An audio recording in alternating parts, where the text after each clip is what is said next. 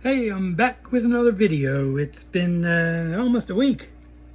I'm really slacking. I think I waste too much time watching really bizarre stuff on TV and on YouTube. I think one of the last things I watched was, surprisingly on YouTube, they had The Wizard of Oz, which is one of my top 10 or so favorite movies. And it was synced up to Pink Floyd's Dark Side of the Moon. It's extremely cool. And I have no idea what was going on, but I enjoyed it. Anyway, this will be an update on some various things. This is the fry, which I put the piece of paper somewhere. I'll look for it while I'm filming. I had a black lace snakeskin male that had like an eye spot in the center of his body.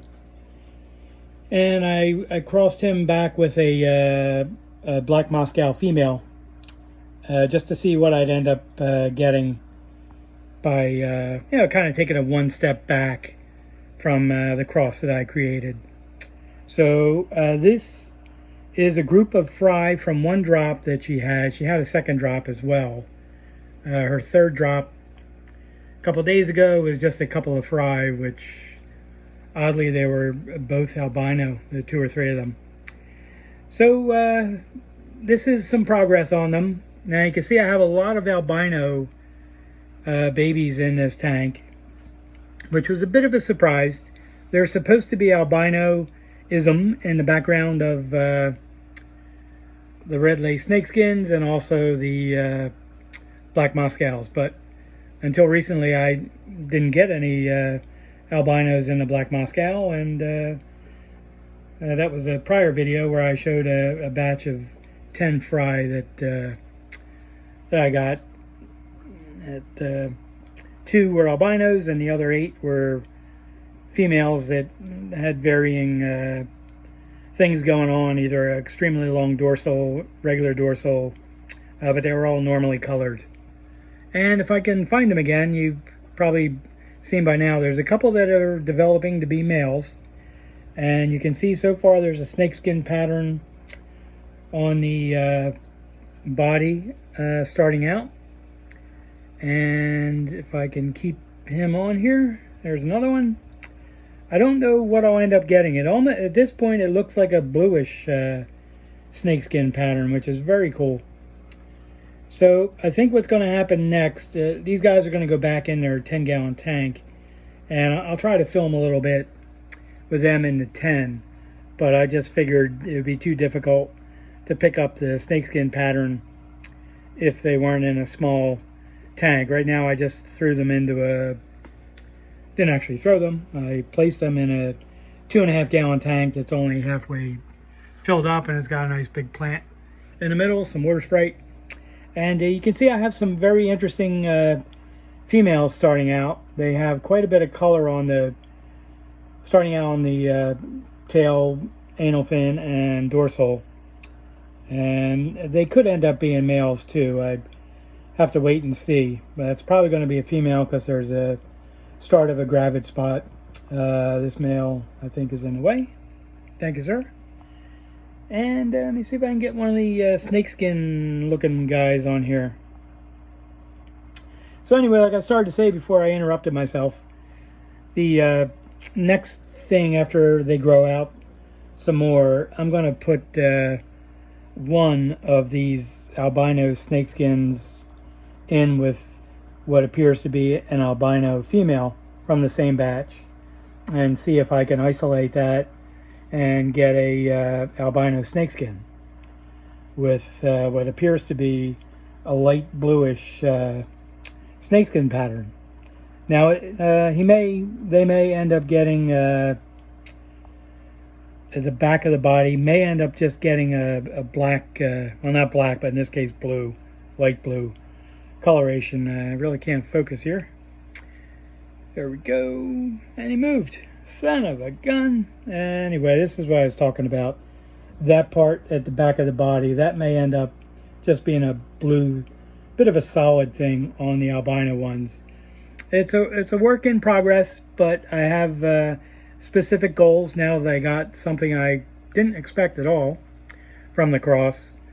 I'll put one of the males that's an albino snakeskin in with two of the female albinos and see if I can isolate that and get that set. Now, I did have success doing that in the past. I had gotten my previous line of Russian Red Lace Snakeskins would throw quite a few albinos, and I put a couple of the males in with siblings, and I ended up getting a completely albino red lace snakeskin line, which was really beautiful. But it crapped out on me in 2 generations because I kept taking out any non-albinos, and the line was probably too genetically weak. It couldn't sustain itself, and they were, what I had was a tank of albinos, but they were either not fertile or the guys weren't getting it done. But I lost that whole line, and I went with a newer line of red lace snakeskins. So they haven't thrown an albino yet.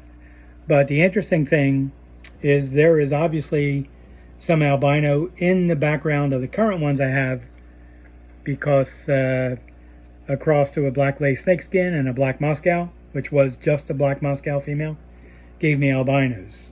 Some. Almost, I didn't count any of them yet. I'm too lazy, and I went to Philadelphia Public School, so I really can't count that high, but it looks like about 40% of the drop is albino, and they are a red eye albino, not the other 2 types of albino, which are a grape type eye and a Lutino, L-U-T-I-N-O.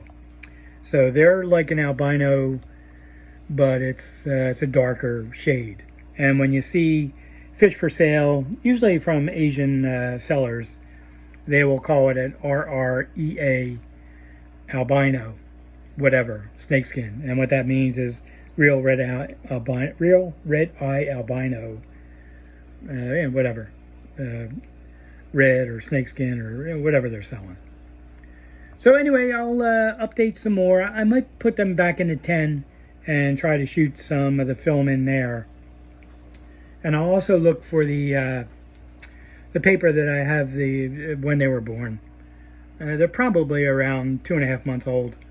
So, what do you call a wizard that has run out of spells? A wuzzard. Yeah, that's not so good. All right, hang in there. I'll add some more, and this is definitely kind of a cool thing that came out. All right, they're back in their 10-gallon tank. There's some thin leaf water sprite, filter, and a little bit of brine shrimp in there for them to eat. You can see why I put the fish in the small tanks to film, because I can't pick up the color at all of the snakeskin pattern on the male that I can't even keep on the camera. It's not going to happen. So that's why I try to film in small tanks. So that experiment did not work at all. So there we go. These are, it's an update on the attempt for a yellow lace snakeskin. I crossed my Russian Red Lace Snakeskins with yellow deltas, and this reverse trio is the first batch. I only got 3 out of them, but I do have 2 more batches from them, and there's quite a few fry now that are growing out. Some of them are just starting to get the pattern. I like the snakeskin body pattern. I could have done without the black and the black spotting in the tail, but it's not bad. I mean, I can deal with that. Yellow and black is pretty good color combination, and what I need to see on these is, well, I need to see the fish because they went behind the plant.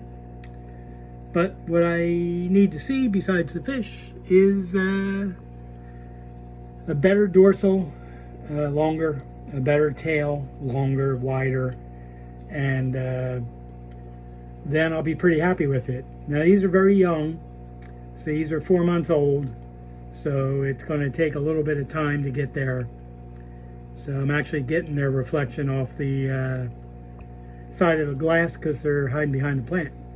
But you can see it's a pretty cool looking fish, and They're in a small tank. It's a 1 gallon tank because I really need this female to drop fry.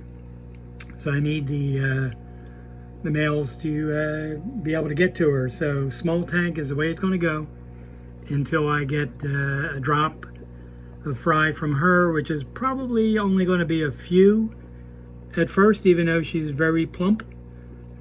But anyway, there's a good shot of the Yellow Lace Snakeskin male. So usually the first batch of fry is not a large amount. It's usually just a few, anywhere between 3 and 7, unless it's a much bigger fish. Now these are small. And yeah, we'll see what I get. I got enough hiding spaces in there, and just wanted to give you an update on them, and I'll give you some more. Where do cows go on their first date? The movies. Oof.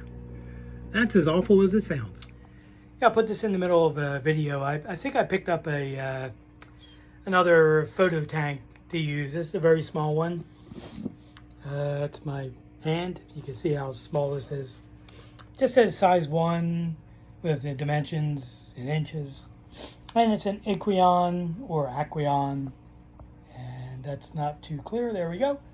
And I'm going to just try to use this as a photo tank. So now you would think I'm going to break out the scissors and cut myself and maybe lose a finger. But if most people know that this plastic strapping material is, you don't need a scissors or a knife to get it off. This piece is heat sealed. And what you do with my big fat hand in the way is you turn it upside down and you pull this piece, the bottom, and it'll open the whole thing. Now I can't do it while I'm holding the camera, so I'll just come back after I turn it over and separate that piece. And through the magic of video, there we go. So it's very easy, no problem. So I'll take this thing apart, and look at that.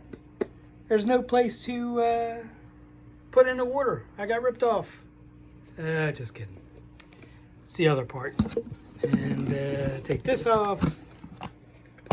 There we go. Comes with a mat, which reminds me, what do you call a guy with no arms and no legs? It's laying on the ground? Mat. That's terrible. That's like a joke from when we were kids. And this piece is taped in for some reason. I don't know what that is. Probably a lid. And that I'm going to have to clean off. And this has a instruction sheet of some kind, which probably says not to pull off the piece I pulled off. But anyway, that is actually where you get the water in. So I'm going to put some of my Russian Red Lace Snakeskin males in this thing and test it out. That's the ceiling fan with the lights.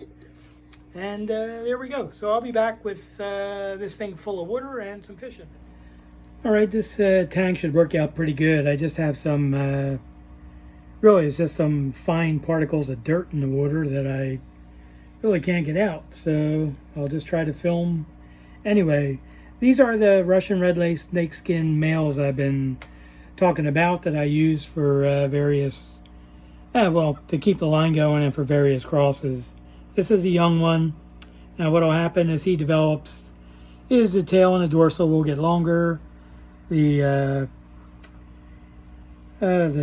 color, the red, like with this one, will come into the tail for this guy as he hides in the plants. And it'll mostly be like an orange coloration, but they're called Russian Red Lace Snakeskins. So I also get some like this, which are kind of called a rose variety of the snakeskin. They have no pattern whatsoever, just kind of a muted red color and dorsal, and the body is like a rose color. Interesting. Now I have crossed some of these males with some other lines, and I did get a snakeskin pattern or even a cobra pattern. with the cross. So it's obviously still carrying the snakeskin gene, so it's a little confusing.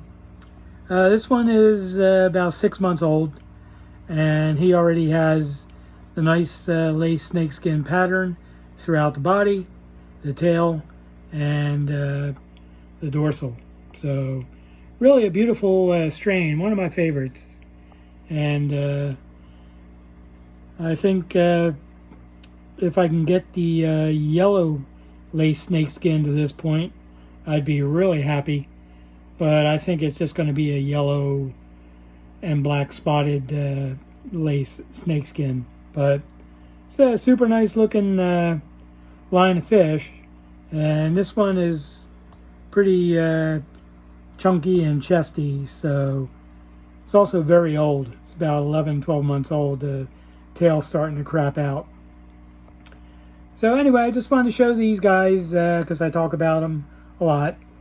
And this little photo tank thing is pretty good. I just have to be more careful with getting the water to not have any fine pieces of dirt or whatever in it. So I used the mat that came with it as a background, and just have a fluorescent light overhead. So this is pretty cool, and I'll experiment with the photo tank some more later. And thank you so much for watching, and thanks to all of you that subscribe. I really appreciate it, and thanks for putting up with my nonsense and really lame jokes. Thanks.